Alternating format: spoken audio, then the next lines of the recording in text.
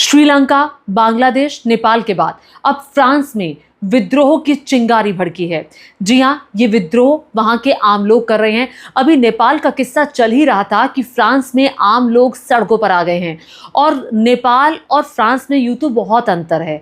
अगर आप फ्रांस की बात करेंगे तो फ्रांस एक डेवलप्ड कंट्री है, स्टेबल कंट्री है, यूएन में परमानेंट मेंबरशिप है, वर्ल्ड क्लास का इंफ्रास्ट्रक्चर है, वर्ल्ड क्लास की सड़कें हैं, यूनिवर्सिटीज़ हैं, फ्लाईओवर्स हैं, एयरपोर्ट्स हैं, बहुत कुछ है, जबकि नेपाल के पास नहीं है। लेकिन एक चीज़ जो समान है, आम लोग सड़कों पर हैं और उसी के साथ ही आम लोगों में, दोनों ही देशों के आम लोगों में गुस्सा भड़का है, आर्थिक असंतोष है, सामाजिक असंतोष है और सबसे बड़ी बात राजनीतिक असंतोष है। यानी कि मौजूदा सत्ता के खिलाफ लोगों की नाराजगी और उसका नतीजा कि आम लोग सड़कों पर सरकार को किसी भी कीमत पर सत्ता से उखाड़ फेंकना चाहते हैं। ये समानता है। लेकिन फिर भी मैं कहूंगी कि फ्रांस और नेपाल बहुत अलग है, यहाँ का विद्रोह बहुत अलग है। अब फ्रांस में क्यों ये विद्रोह चल रहा है, क्यों ये गुस्सा लोगों का भड़का है, जो तस्वीरों के जरिए इस वक्त आप देख रहे हैं, इसके मैं 4 पॉइंट्स आपको बताने वाली हूँ। उन 4 पॉइंट्स पर हम नजर डालेंगे। लेकिन उससे पहले ये तस्वीरें जरा देखिए, लोगों का गुस्सा किस कदर उतारू है कि लोग जो सरकारी मशीनरी है उसको नुकसान पहुंचा रहे हैं। 1 लाख लोग फ्रांस में सड़कों पर हैं, जिन्हें संभालने के लिए 80,000 पुलिस वालों को सड़कों पर उतारा गया। आप अंदाज़ा लगा सकते हैं कि कितनी संख्या में लोग बाहर उतरे। और वैसे भी फ्रांस के बारे में ये कहा जाता है कि जब भी थोड़ी सी अनस्टेबल सिचुएशन वहाँ पर होती है तो लोग सड़कों पर उतर आते हैं और लोगों का गुस्सा वहाँ इस तरह सड़कों पर निकलता है। अभी इस साल के जून में ही हमने देखा था, पिछले साल भी हमने देखा था कि लोगों का गुस्सा वहाँ पर एकाएक भड़क जाता है, लोग नाराज़ हो जाते हैं। वर्ल्ड कप भी अगर फ्रांस हार जाता है तब भी लोग सड़कों पर वहाँ पर अपना गुस्सा जाहिर करने के लिए आ जाते हैं। तो फ्रांस में ये चलता है। लेकिन फ्रांस में क्या जो बड़ी चीज़ है वो पिछले दिनों देखने को मिली कि फ्रांस में पिछले 12 महीने में, यानी कि 1 साल में चौथी बार प्रधानमंत्री बदले गए। और ये फिर से प्रधानमंत्री चौथी बार बदले गए। अब ये प्रधानमंत्री क्यों बदले गए? क्योंकि इन प्रधानमंत्री ने एक बजट प्रपोज किया था और उस बजट के ज़रिए उन्होंने कटौती की थी। वो कटौती जो थी, जो बाकायदा की गई थी कॉस्ट कटिंग के नाम पर, उससे आम लोग खुश नहीं थे। और फ्रांस के पीएम, जिन्हें आप देख रहे हैं, देश में बढ़ते कर्ज को कम ना कर पाने के चलते संसद में उनके लिए अविश्वास प्रस्ताव आया, जिसमें उनकी सरकार गिर गई। अब उनकी जगह दूसरे जो डिफेंस मिनिस्टर थे उन्हें प्राइम मिनिस्टर बना दिया गया है। सेबेस्टियन लेकॉर्नु उनका नाम है। ये भी जिनसे काफ़ी वामपंथी नेता काफ़ी नाराज़ रहते हैं। हालांकि इमैनुअल मैक्रोन जो कि राष्ट्रपति हैं, उनके ये बहुत क्लोज माने जाते हैं और मैक्रोन ने ही इन्हें जो डिफेंस मिनिस्टर थे उन्हें अब प्रधानमंत्री के रूप में चुना है। तो कुल मिलाकर के विश्वास मत ला करके बाकायदा पद से हटा दिया गया है और इस्तीफा देने पर मजबूर किया गया जो फ्रांसवा बायरू थे, मौजूदा प्रधानमंत्री, जो कि अब नहीं है, अब भूतपूर्व हो चुके हैं। अब देखिए, सबसे बड़ी बात ये है फ्रांस में कि इकोनॉमिक क्राइसिस है वहाँ पर। और ये क्राइसिस क्यों है, मैं आपको बता दूं कि फ्रांस एक ऐसी कंट्री है ईयू की जिस पर सबसे ज़्यादा कर्ज है इस वक्त। फ्रांस की जीडीपी का 113% कर्जा इस वक्त फ्रांस पर है।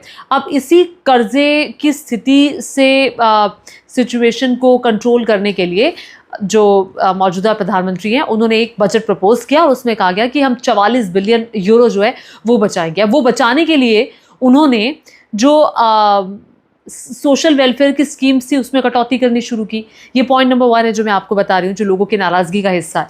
अब उन्होंने जो अमीर लोग हैं उन पर ज़्यादा टैक्स नहीं लगाया, अमीर लोगों के खिलाफ कोई पॉलिसी नहीं लाए। वो पॉलिसीज़ लाए कि जो सोशल वेलफेयर स्कीम्स थी उसमें कटौती की जाएगी, यानी कि जो हॉस्पिटल की सुविधाएं लोगों को मिल रही थी उसमें कटौती होगी, पेंशन रोकने की बात हो गई, ट्रैवल जो लोग करते थे इधर से उधर वो भी लोगों का फ्री था, उसमें कटौती की बात हो गई। और बाकी जो सोशल पॉलिसीज़ हैं उसमें कटौती की बात हुई, सार्वजनिक अवकाश है उसमें तक कटौती की बात हुई, जिससे लोगों का गुस्सा एकदम से बढ़ गया। लोग सड़कों पर आ गए। लोगों ने कहा भैया हम ही क्यों, सोशल वेलफेयर जो स्कीम्स है वहाँ पर बहुत चलती है फ्रांस में और लोग उसका भरपूर फ़ायदा भी उठाते हैं। और इसी लोगों की नाराज़गी थी कि भाई आप हमसे ऐसी कटौती कैसे कर सकते हैं, आपको जहाँ करनी चाहिए आप वहाँ करें। आप जो अमीर लोग हैं उन पर जो प्रधानमंत्री हैं और जो इमैनुअल मैक्रोन की जो आर्थिक नीतियां हैं वो हमने सख्त नहीं देखी हैं। तो पहली बात तो ये रही कि लोगों का गुस्सा था और नाराज़गी थी इस बजट के खिलाफ जो निकल रहा था। तो यानी कि कॉस्ट कटिंग के नाम पर जो वेल ऑफ लोग हैं उन पर हाथ नहीं डाला गया, जो वेलफेयर बेनिफिट लेने वाले लोग हैं उन पर हाथ डाला गया, जिसके बाद जो दिक्कत थी वो बहुत ज़्यादा बढ़ गई। यानी कि जो ईज द टैक्स बर्डन है वो बिग बिजनेसेस को दिया गया, मतलब टैक्स बेनिफिट आप बड़े बिजनेसेस को दे रहे हैं, जो छोटे हैं उनको जो सुविधाएं मिल रही हैं आप उसमें भी कटौती कर रहे हैं। तो आप समझ सकते हैं ऐसे में लोगों का गुस्सा भड़केगा। और देखिए सबसे बड़ी बात तो ये है कि ये सोचा नहीं था इमैनुअल मैक्रॉन ने, जो राष्ट्रपति हैं उन्होंने, और वहाँ के प्रधानमंत्री ने, कि इस कदर जो उनके जो डिसीजन थे, उनकी जो पॉलिटिकल एक कैलकुलेशन थी वो फेल हो जाएगी, और इस कदर फेल हुई कि एक साल में चौथे प्रधानमंत्री बदले गए हैं। अब देख लीजिए अभी फ्रांस के क्या हालात हैं। और पॉइंट नंबर 2 जिसका जिक्र मैं कर रही थी, क्योंकि वजह 4 हैं जिस वजह से ये स्टेबल इतनी सिचुएशन खराब हुई है। बजट में कटौती जिसका जिक्र मैंने किया, राष्ट्रपति मैक्रॉन की नीतियां, लोगों का कहना है कि एक बड़े वर्ग को लगता है कि जो मैक्रॉन की नीतियां हैं वो आम लोगों के लिए नहीं है। मैक्रॉन की आर्थिक नीतियों से लोगों का जीवन स्तर सुधरा नहीं है, बेटर नहीं हुआ। मैक्रॉन को पद पर बने रहने का कोई अधिकार नहीं है। मैक्रॉन के भी इस्तीफे की मांग बढ़ चढ़कर की जा रही है। अब इमैनुअल मैक्रॉन का अगला कदम क्या होगा ये देखने वाली बात होगी। और 18 सितंबर को तो कहा जा रहा है कि एक बहुत बड़ा प्रोटेस्ट जो है वो होने वाला है, जिसकी तैयारियां भी चल रही है, जिसको वहाँ के वामपंथी संगठनों ने अपना सपोर्ट दिया है। और इसके अलावा वामपंथी लोगों के अलावा जो वहाँ के ट्रेड यूनियंस हैं उन्होंने भी इसको सपोर्ट दिया हुआ है। और तीसरी बड़ी वजह है ब्लॉक एवरीथिंग आंदोलन, जिसका जिक्र मैंने किया कि सब कुछ ठप करके वामपंथी संगठन और जो ट्रेड यूनियंस हैं वो एक साथ सब ठप करके सरकार को झुकने पर मजबूर करना चाहती हैं।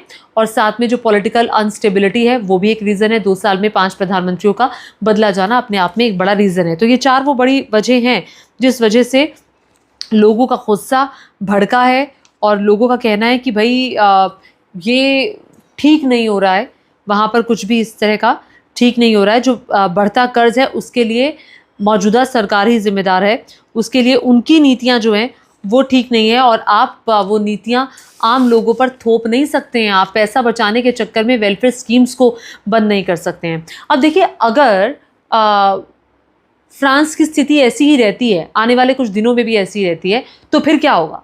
फिर ये होगा कि जो फ्रांस की कंडीशन है वो ईयू में कमज़ोर हो जाएगी, जाहिर तौर पर कमज़ोर हो जाएगी। फ्रांस और आसपास की जो कंट्रीज़ है उस पर भी इसका असर पड़ेगा, आम जनमानस पर असर पड़ेगा।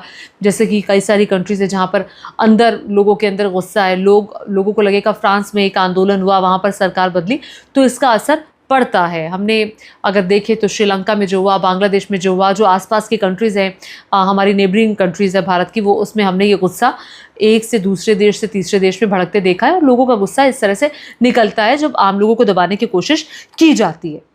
अरब यूरो बचाने की कोशिश जो इमैनुअल मैक्रॉन जिस तरीके से कर रहे हैं अपने बजट के ज़रिए, तो क्या ये व्यवस्था ठीक है या फिर वो उसको बदलेंगे, या फिर अब इमैनुअल मैक्रॉन को इस्तीफ़ा देने पर मजबूर होना पड़ेगा?